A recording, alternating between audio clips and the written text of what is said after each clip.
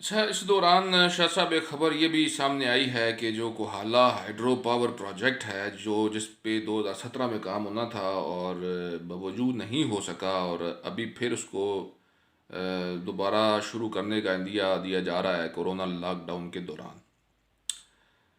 मैं ये समझता हूँ कि इंतहाई ये काबिल मजम्मत फ़ेल है और ये सोच ही काबिल मजम्मत है और ये ढिठाई पर मबनी एक सोच है। आप ये देखें कि वापडा ने अभी तक बावजूद इसके कि उन्हें अदालत की तरफ से ये डायरेक्शन दी गई कि 4 माह के अंदर अंदर माहदा किया जाए आज़ाद हुकूमत के साथ नीलम झेलम हाइड्रो इलेक्ट्रिक प्रोजेक्ट का। आप अंदाज़ा लगाएं कि 2008 से आज तक 12 बरस गुजर चुके हैं, इन्होंने अभी तक माहदा नहीं किया। प्रोडक्शन स्टार्ट हो गई है, हमारे कोई स्टेक्स ही नहीं है इस प्रोजेक्ट के अंदर, हमें लिफ्ट ही नहीं कराई गई, हमें लिफ्टाया ही नहीं जाता। और यहाँ पे बात की जाती है कश्मीरियों के हकूक़ की। ये इस पर बहरहाल तबसरा करेंगे और अच्छे तरीके से तबसरा करेंगे। 12 माह हम इसी मौजू पे तबसरे करते रहे हैं। आप ये देखिए, यहाँ पर पतरेंड पावर प्रोजेक्ट लगा और उस प्रोजेक्ट के दौरान ये कहा गया कि मुजफ्फराबाद को 50 मेगावाट बिजली इस प्रोजेक्ट से दी जाएगी। फिर इस प्रोजेक्ट ये पतरेंड प्रोजेक्ट 50 मेगावाट तो बिजली ना आई ना आनी थी। वो जो रामपुरा ग्रिड स्टेशन है और ये वो भी हमारे जो मकामी लोग हैं उसको संभाल नहीं पा रहे। वो अब ये नेशनल ग्रिड से होके बिजली आती है यहाँ पे। अब आप ये देखें कि उस प्रोजेक्ट के अंदर जो पैसा आया था बिल्कुल उसके मद्दे मुकाबले उसके बिल्कुल सामने जो है वो एक पार्क है, थुरी पार्क। उसका पैसा मुजफ्फराबाद डेवलपमेंट अथॉरिटी को दिया गया था उस प्रोजेक्ट की तरफ से। वो जाएं वहाँ पर देखें, वो जो पार्क है वो वैसे का वैसे ही पड़ा हुआ है। यानी ये जो इधर जो ये छिको छिक लगी हुई है ना, यानी कि वो क्या आखते नापा तापी ते खाई जाओ खाई जाओ खाई जाओ पलेटी जाओ।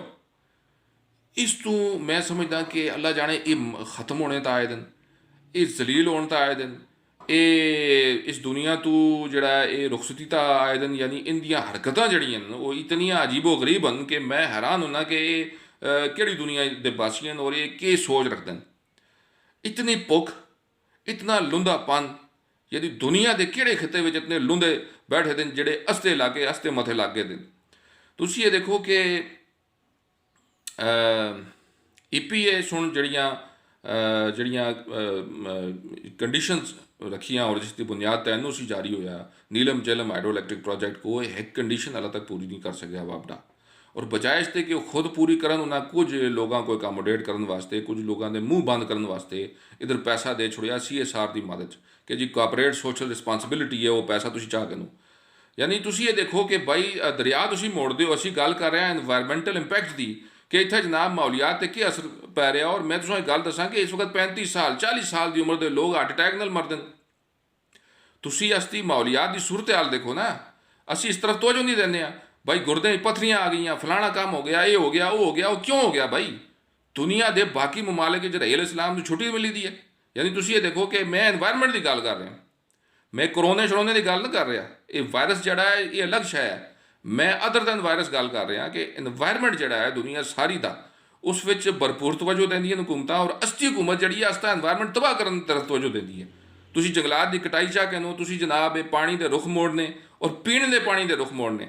दुनिया में 6ठी या 7वें नंबर की टनल है नीलम झेलम हाइड्रो इलेक्ट्रिक प्रोजेक्ट की, तवील तरीन। और दुनिया दियाँ बाकी 6 टनल इस वास्ते तामीर हुई ताकि खुश्क जगह है जिथे पानी प्रोवाइड नहीं है उथा तक पानी पहुँचाया जुले। और अस्ती वाह टनल है जी पानी खसने वास्ते बनाई गई है।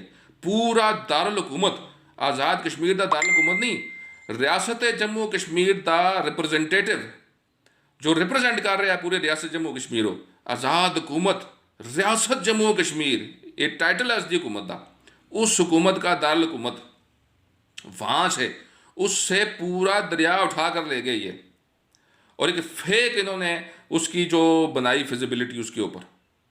तो उसके बावजूद डिटाई की याद ये है कि जो इन्होंने वादे किए उस वक्त के जी हूर त परियां जनाब इतना नचसन त कुदसन त इतना जनाब जन्नत का मंजर हो सी, वो सारे मंजर ख़त्म हो गए। ना वो पतरैंड नज़र आए, ना वो नीलम झेलम नज़र आए, तो ना वो जागरां के दौरान नज़र आए। तो हुण जनाब है जो नज़ारे दसने रह गया से वो असी कुहाले पूरे कर सा। यानी इस कदर ये इनकी सफाकी है, चंद अपने पैटी इंटरस्ट वास्ते, अपन जेबां भरन वास्ते और अपनी आल औलाद को संवारन वास्ते कि असी कल जाके अमेरिका जाके मजे करसा, यूरोप जाके याशियां करसा, उधर दे इन्वायरमेंट दियाँ तारीफां और कलावे मिलासा कि जनाब वाह वाह सुभान अल्लाह, अल्लाह ताला की क्या कुदरत है और क्या जनाब शाहकार हैं कुदरत के, और अपने इलाके का सत्यानाश और बेड़ा गर्क करना इस कीमत पर, अपनी जेबें भरने की कीमत पर। यह एक ऐसी अप्रोच है कि जिस पर मैं तो नहीं समझता मातम किया जाना चाहिए। इसकी भरपूर तरीके से जो है वो एक मज़ामत करनी चाहिए इसको। और सिविल सोसाइटी अल्हम्दुलिल्लाह सिविल सोसाइटी जो पनप रही है मुज़फ़्फ़राबाद के अंदर, आज़ाद कश्मीर के अंदर, वो इसकी मज़ामत कर रही है। और जो इन्वायरमेंटलिस्ट्स हैं दुनिया जान के अंदर जितने भी हैं, वो इन चीज़ों को जिस अंदाज से लेते हैं, इंशाअल्लाह ताला मुज़फ़्फ़राबाद के अंदर जो बाशऊर तबका है वो इन सारी हरकतों को बहुत अच्छी तरह समझता है। चूँकि हमारा उठना बैठना ऐसे लोगों के साथ रहा है कि हमें बिल्कुल समझ है कि ये किस कबील के लोग हैं और इनकी सोच और समझ क्या है। इनकी सोच और समझ अपनी जेब से आगे की नहीं है, जो सीधी मोटी सी बात है। और ये लोग यही सोचते हैं, इनकी आंखें इनकी जेब में लगी हुई हैं और ये हमारे हाथों की तरफ देखते हैं। हमारा जो गोश्त है ये यानी बेचने पे तैयार रहते हैं। इनका बस चले ये हमारी हड्डियाँ, हमारी आंतें भी बेच दें, इनकी ये सूरत हाल है। तो मैं ये समझता हूँ कि इंशाअल्लाह ताला यहाँ पे शऊर की वो सतह मौजूद है कि जिसको ये लोग अपनी चरब ज़बानी के साथ शिकस्त नहीं दे सकते। यहाँ के लोग जो है वो मुज़फ़्फ़राबाद की जो इन्वायरमेंट है, यहाँ का जो माहौल है, उसको तबाह करने की हर कोशिश की मज़ामत करेंगे इंशाअल्लाह ताला। और मज़ामत से मुराद बिल्कुल ये है कि हम लोग तकरीरी शक्ल में कर सकते हैं, हम लोग जलसे जुलूस कर सकते हैं, हम बाहर निकल सकते हैं, प्रोटेस्ट कर सकते हैं, अपना एहतजाज रजिस्टर करवा सकते हैं। बाकी ये है कि गवर्नमेंट जो है वो हमारी अपनी है, हमारे अपने लोग हैं ये सारे, इनको ये ख्याल करना चाहिए क्योंकि इनको लोगों ने वोट दिए हैं अपने हकूक़ के तहफ़्फ़ुज़ के लिए। अगर ये लोग तहफ़्फ़ुज़ नहीं कर सकेंगे तो फिर ये एक अफसोसनाक सूरत हाल होगी। हम अपनी आवाज़ उठाते रहेंगे इंशाअल्लाह ताला, जैसे पहले उठाते रहे हैं और इस तरीके से हम मज़ीद भी उठाते रहेंगे। बाकी काम जो है, बाकी ज़िम्मेदारियाँ हमसे हमारे वज़ीर आज़म साहब ने मांग के ली हैं कि जी मुझे आप वोट दें, मुझे आप बतौर वज़ीर आज़म, या ये जो हमारे MLA हैं इन्होंने हमसे मांग कर ज़िम्मेदारियाँ ली हैं कि आप हमें मुंतखब करें, हम आपके जो हकूक़ हैं उनका तहफ़्फ़ुज़ करेंगे असम्बली के अंदर और हर फोरम के अंदर। तो ये ज़िम्मेदारियाँ चूँकि उन्होंने मांग कर ली हुई हैं, लिहाजा ये इनका काम है कि हमारे हकूक़ का तहफ़्फ़ुज़ करें और भरपूर अंदाज़ से तहफ़्फ़ुज़ करें। फैसल साहब, आप कौन से वज़ीर आज़म की बात कर रहे हैं, आप कौन से MLA की बात कर रहे हैं और आप कौन से ऐसे वज़रा की बात कर रहे हैं जिन्होंने हमसे ज़िम्मेदारियां मांग के लीं और वो ये कह रहे हैं कि हम आपके जो हकूक़ हैं उनका तहफ़्फ़ुज़ करेंगे? जनाब, मैं बड़े अफसोस के साथ ये कहता हूँ कि जो हमारे ऊपर इक़्तिदार में लोग बैठे हुए हैं, नून लीग बिलखसूस जिसकी ये हुकूमत है और 4 साल पूरे हो चुके हैं, 5वां साल पूरा होने जा रहा है। आप सितम ज़रीफ़ी ये देखें कि हम सब लोगों को इस चीज़ का बड़ा तमा था कि हमारा जो प्राइम मिनिस्टर है वो मुज़फ़्फ़राबाद का होना चाहिए, हमारा जो सिटी मिनिस्टर है वो मुज़फ़्फ़राबाद से होना चाहिए और हम उसको वोट देंगे और वो हमें प्रोटेक्ट करेंगे, हमारे हकूक़ को प्रोटेक्ट करेंगे। Unfortunately I am sorry to say this, बहुत ही बुरा दौर हुकूमत गुज़रा है ये टर्नओवर जो गुज़रा है नून लीग का। जो इससे पहले गुज़रा है वो तो वो इससे बेहतर था। मैं आपको ये बताऊं कि जो सिटी मिनिस्टर हैं आपके, मैं अक्सर जब बात करता हूं तो मेरे दोस्त मुझसे नाराज़ भी होते हैं। मुझे ये बताएं कि उन्होंने आज तक क्या किया है, इस लॉकडाउन में उनकी कारकर्दगी क्या है, क्या वो बाहर आए हैं अपने घर से, क्या वो लोगों में घूमे हैं, क्या उन्होंने राशन तकसीम किया है। और आज का जो मामला है, जो वो एक बड़ा गोदाम है जो वो पकड़ा गया है, उसमें ढेरों का सामान पड़ा हुआ है और वहाँ पर जनाब अंबार लगे हुए हैं सामान के जो तकसीम होना था। मुझे ये बताएं वो पकड़ा गया है चाहे जहाँ से भी आया, उस पर हम पूरी तफसील से कल प्रोग्राम करेंगे।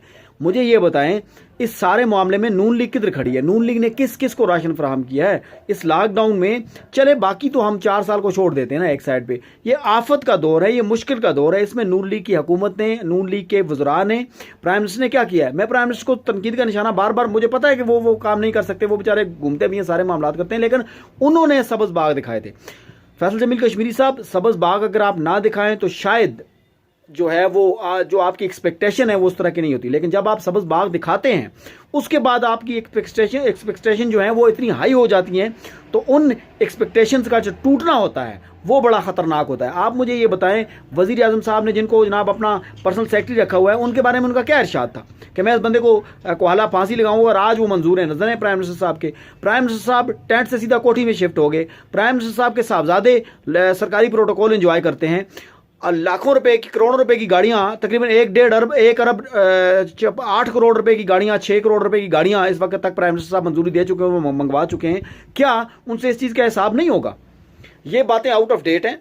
हमें अपने हकूक़ की जंग खुद लड़नी पड़ेगी और हमें लड़ के दिखानी पड़ेगी जनाब। हमें रोडों पर निकलना पड़ेगा, हमें अपने सर फड़वाने पड़ेंगे, तब जाके कोई मामला सुधरे। मैं अपनी आवाम को भी ये कहूँगा कि लूली लंगड़ी ऐसी आवाम है जो जनाब, हम उधर वो बुरहानवानी चौक शहीद में कितना अर्सा जनाब उधर टेंट लगा के बैठे हैं, कौन आया वो वहाँ पर हमारे पास? ये अवाम भी इसी जोगी है, ये अवाम भी इसी कदर अपना ज़मीर खो चुकी हुई है जिस कदर ज़मीर हमारे जो अवान इक़्तिदार में बैठे हुए नुमाइंदे खो चुके हैं।